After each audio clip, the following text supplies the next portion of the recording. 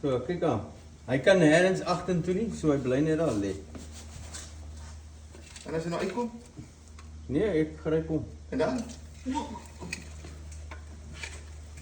Ek klim ons verder in.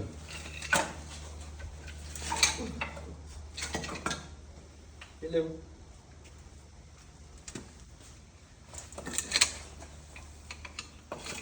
En as ek nou hout uitpak en uitkry, kom jy op hom af sonder dat ek hom gesien het?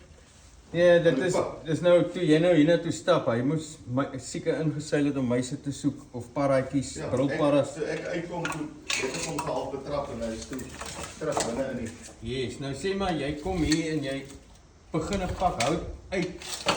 Het jy gesien hoeveel hy uitgepak het? Hy bly aan die agterkant.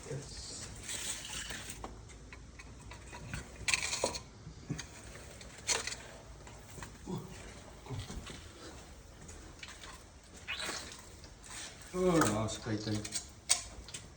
Ek doen dit maar normaal hoor. Kom oukie, ek wil jou net help en red.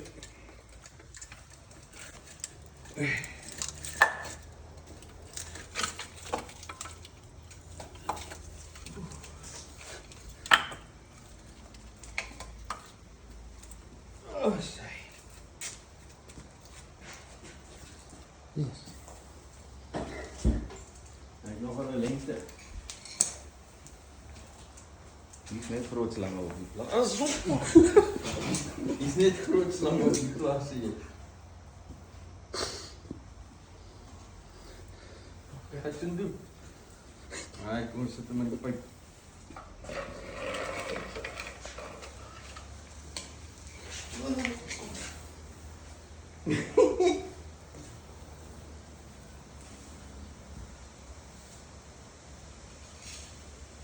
Ons kyk of hy wil uitklim. Dan vang ons hom weer.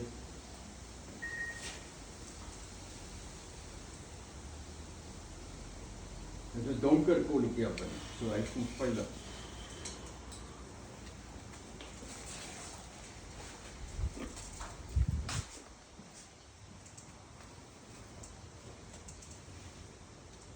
Wat sê? Die slang is in die pyp. Nou kom kyk hierso.